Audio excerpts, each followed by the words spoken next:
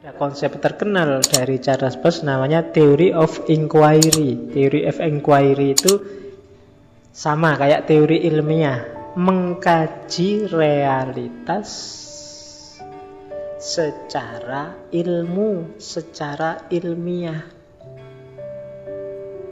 Dari beberapa tipe berpikir tadi, menurut Charles Peirce yang paling bisa dipertanggungjawabkan ya sains, karena dia terukur, verifikasi falsifikasinya jelas. Jadi itu namanya Theory of Inquiry.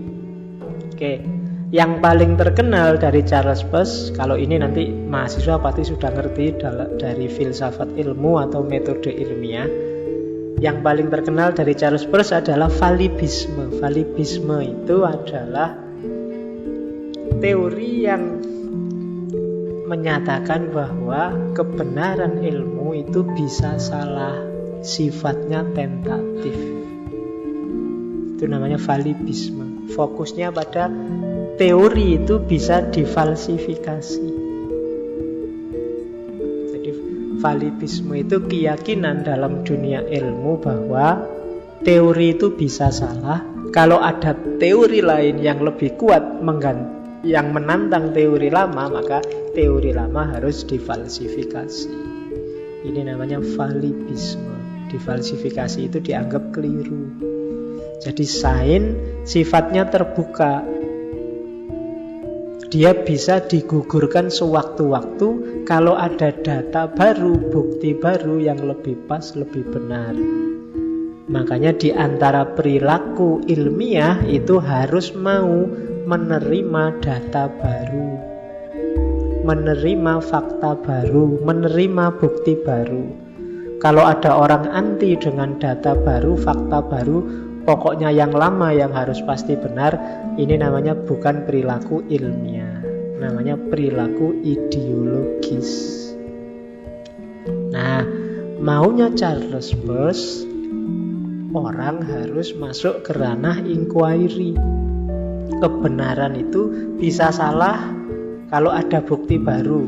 Yang baru ini bisa salah lagi kalau ada bukti baru lagi terus. Itu yang disebut namanya siklus empiris. Kalau dalam dunia ilmu eksakta. Kalau dunia ilmu sosial humaniora namanya makna baru, signifikasi baru. Oke, itu namanya falibisme. Ya. Terus ini yang semiotiknya nanti sederhana sedikit, saya nggak perlu panjang lebar. Ini masih filsafat ilmu dan logikanya. Jadi ilmu itu terbuka, bisa disalahkan kalau ada bukti baru. Jalurnya ilmu, kalau ilmu eksakta, siklus empiris. Siklus empiris itu muncul fakta baru yang menjatuhkan teori lama, ya teori lama harus ganti. Ada siklusnya. Dunia sosial humaniora juga begitu. Kalau ada makna baru yang mengganti makna lama, ya makna baru ini yang dipakai.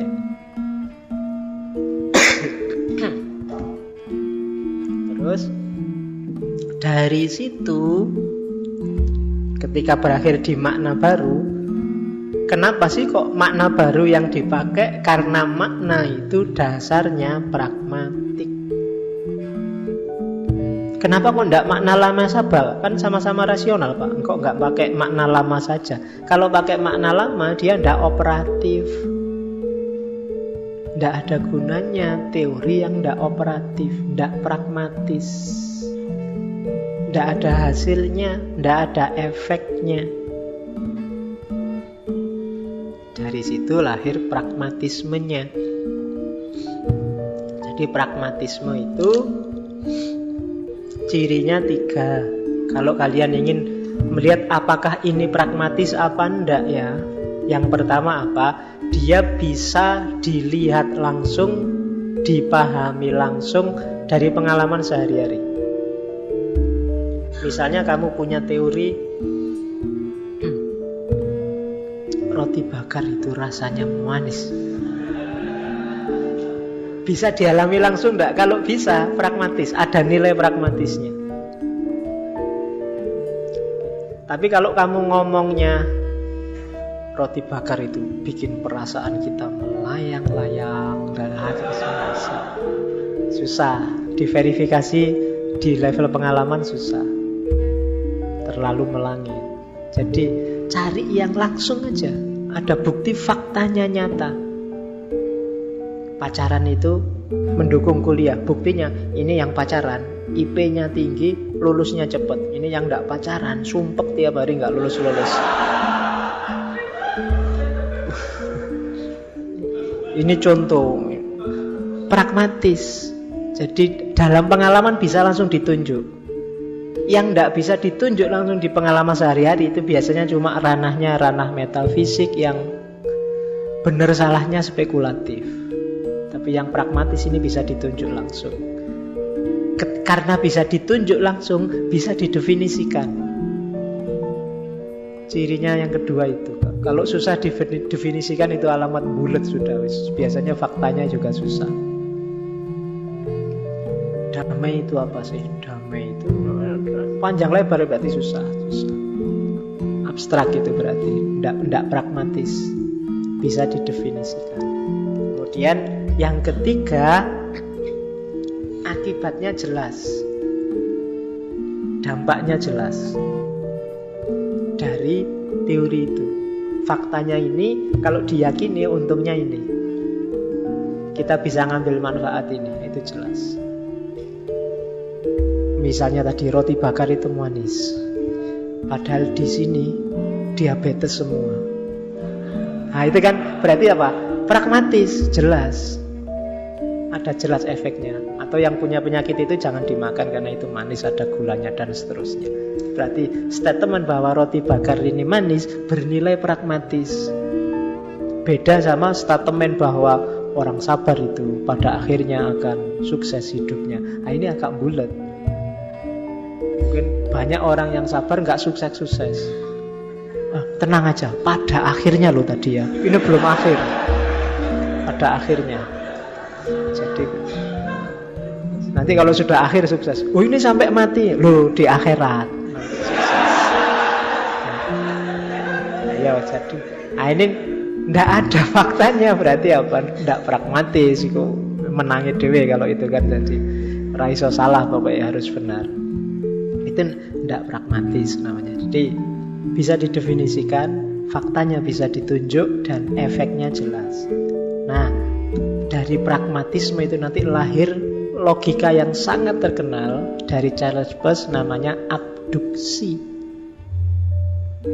Abduksi ini banyak yang bilang ini gabungan induksi deduksi. Ya bisa enggak. Tapi abduksi ini penyimpulannya tidak pasti, sifatnya hipotetis. Beda sama semua orang mati. Saya orang, maka saya mati. Ini kan kepastian. Tapi dunia manusia katanya Charles Peirce tidak sesederhana itu loh. Kompleks. Tidak gampang-gampang bikin permis. Mayor mungkin bisa yang universal, tapi minor itu susah. Misalnya setiap kiai, setiap ulama itu pinter ngaji. Nanti mungkin ada orientalis pinter ngaji. Tapi kan nggak bisa kamu simpulkan orientalis itu ulama. Dalam prakteknya dunia manusia nggak sesederhana itu. Dari situlah nanti muncul gagasan dari Charles Peirce namanya abduksi. Abduksi itu bukan tidak disimpulkan, tapi disimpulkan yang paling mungkin secara pragmatis. Namanya reasoning for the best explanation. Jadi kesimpulan pragmatisnya yang paling mendekati pragmatis apa? Paling mendekati hasilnya apa? Di situ tak kasih contoh. Setiap kiai memakai jubah. Ini contoh awur-awuran ya. Mungkin pasnya harusnya setiap kiai pakai sarung, tapi ini tak pakai jubah karena sekarang kan eranya jubah. Bapakku pakai jubah. Itu kan harusnya kesimpulannya bapakku kiai. Tapi kan tidak sesederhana itu. Tapi kamu bantah juga susah. Ya sapa ngerti bapakku kiai tenanan. Sopo ngerti loh ya. Ya kan? Tapi kan tidak bisa ujuk-ujuk disimpulkan. Itu bisa ya, bisa enggak. Menyimpulkannya bukan ujuk-ujuk bapakku kiai, tapi kemungkinan besar atau penjelasan terbaik dari jubahnya bapakku, dia seorang kiai. Itu namanya reasoning for the best explanation. Setiap mahasiswa bisa baca buku bahasa Inggris. Misalnya, kamu mahasiswa, kesimpulannya kemungkinan besar kamu bisa baca buku bahasa Inggris. Meskipun janjane yo mungkin tidak bisa, tapi kemungkinan besar, the best explanation-nya kamu bisa bahasa Inggris. Ini gaya abduksi namanya. Karena apa? Dunia manusia tidak bisa sesederhana itu. Loh Pak, untuk ketemu the best explanation itu kriterianya apa? Kriterianya ini kalau di Charles Peirce. Penjelasan terbaik itu lewat mana Pak? Yang pertama, cari yang paling predictable. Yang kedua, cari yang paling koheren. Yang ketiga, cari yang paling simple. Yang keempat, cari yang paling fruitfulness. Oke. Contohnya, setiap mahasiswa yang IP-nya tinggi pasti dia rajin belajar. Aku rajin belajar, kesimpulannya kemungkinan besar IP-ku akan tinggi. Kemungkinan besar, meskipun bisa jadi enggak. Kenapa kemungkinan besar? Karena secara predictability begitu. Jadi dari sisi predictable itu kan, prediksi itu kan ramalan. Biasanya kalau kamu begitu, kemungkinan besar di depan begitu. Itu predictability. Kayak setiap orang yang sholat itu hatinya tentram. Aku rajin sholat, kemungkinan besar batinmu tentram. Kenapa? Secara predictability. Terus itu ya dari sisi ramalan. Yang kedua dari sisi koherensi. Koherensi itu biasanya begitu. Yang lain fenomena yang sama juga begitu, itu koheren. Tadi yang pakai jubah kiai, bapakku kiai, karena yang di sana Pak Deku pakai jubah juga kiai. Bapakmu yang pakai jubah juga kiai, itu namanya koherensi. Oh, yang lain begitu semua. Yang pakai baju putih, pakai serban, ini alirannya mesti salafi, salafus soleh. Nah itu biasanya begitu. Yang lain pakai putih-putih juga begitu. Itu namanya koherensi. Cari yang paling koheren, cari yang paling predictable. Yang ketiga, simplicity. Cari yang paling simple. Tidak pakai muter-muter, langsung. Biasanya semakin jawaban itu bulat, semakin nggak pas.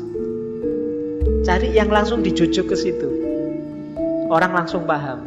Itu namanya simplicity. Bukan yang muter-muter, bukan yang lupa. Jubah itu kan bisa dokter, bisa. Kalau bulat kayak gitu ya susah. Jadi harus simple, orang bisa langsung paham. Kalau di filsafat ada namanya Occam Razor, ada filosof namanya Occam. Dia punya namanya teori-teori gunting, dikenal sebagai Occam Razor. Asumsinya sederhana, yang paling benar adalah yang paling simple. Semakin banyak basa-basi, biasanya semakin jauh dari benar. Teori, kalau ada dua teori yang sama, yang satu bulet kemana-mana, yang satu langsung to the point. Yang benar yang to the point itu namanya Occam Razor. Kapan-kapan kita ngomong itu. Nah itu simplicity namanya. Jadi cari yang paling predictable, cari yang paling koheren, cari yang paling simple. Dan yang terakhir, cari yang paling bermanfaat, fruitfulness. Jadi yang paling manfaat. Kalau dijelaskan dengan yang lain nggak ada manfaatnya, tapi begitu dijelaskan bahwa ini kemungkinan besar kiai, gunanya jelas, manfaatnya jelas, itu fruitfulness. Ada efeknya jelas, itu fruitfulness. Kenapa kok kamu ngomong yang pakai jubah ini kiai? Ini karena ngomongnya konteksnya teman saya sendiri.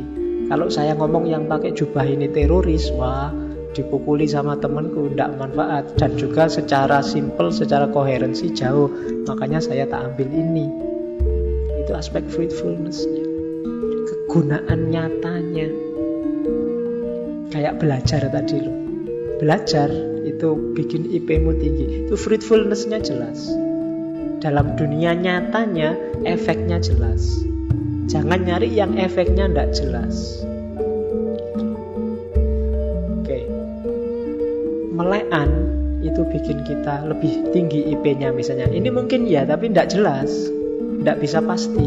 Fruitfulness-nya tidak ada. Itu logika semacam ini namanya abduksi. Jadi tidak sepasti induksi dan deduksi. Karena yang diomongkan manusia. Manusia tidak bisa eksak. Selalu sifatnya tergantung. Tidak mesti. Maka itu logikanya pakai abduksi. Manusia itu kan serba nggak mesti. Punya duit banyak mesti seneng ya? Enggak. Punya pacar cantik seneng enggak? Enggak mesti. Itu manusia. Cuma kan gitu. Kalau pakai abduksi, yang punya pacar cantik kemungkinan besar dia seneng, bahagia. Kalau enggak begitu, kamu akan nyari yang jelek. Buktinya kan kamu selalu nyari yang cantik. Nah, itu kriteria fruitfulness namanya. Kemungkinan besar. Ya meskipun ada yang mungkin pikirannya rada aneh, saya pak nyari yang jelek pokoknya, ndak mau yang cantik. Itu kan nggak bisa masuk logika ini. Tapi dia ndak fruitfulness, ndak koheren. Yang lain nyari cakep kok kamu nyari jelek sendiri, berarti nggak masuk hitungan. Karena koheren itu yang lain ya nyarinya mesti yang menurut dia cakep. Jadi predictable, coherent, simple fruitfulness. Itulah parameternya abduksi yang punya Charles Peirce.